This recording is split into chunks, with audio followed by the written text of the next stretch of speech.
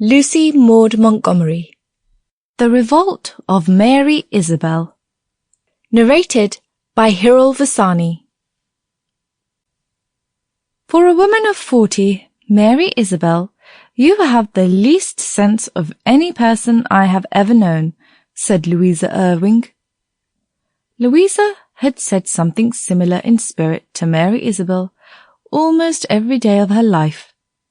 Mary Isabel had never resented it, even when it hurt her bitterly. Everybody in Latimer knew that Louisa Irving ruled her meek little sister with a rod of iron, and wondered why Mary Isabel never rebelled. It simply never occurred to Mary Isabel to do so. All her life she had given in to Louisa, and the thought of refusing obedience to her sister's maid and Persian decrees never crossed her mind.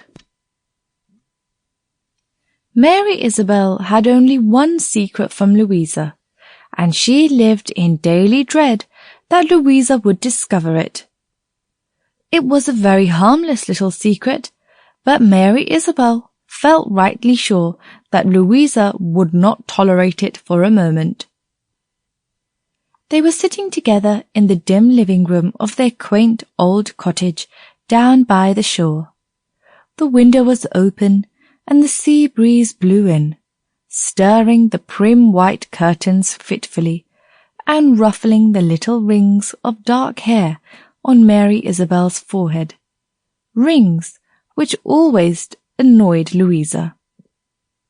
She thought Mary Isabel ought to brush them straight back, and Mary Isabel did so faithfully 12 times a day, and in 10 minutes they crept down again, kinking defiance to Louisa, who might make Mary Isabel submit to her in all things, but had no power over naturally curly hair.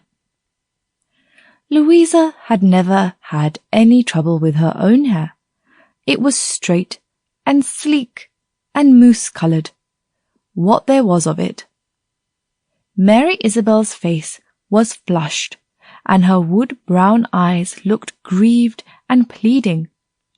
Mary Isabel was still pretty, and vanity is the last thing to desert a properly constructed woman.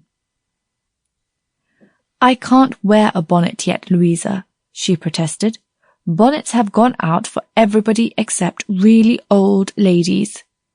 I want a hat, one of those pretty floppy ones with pale blue."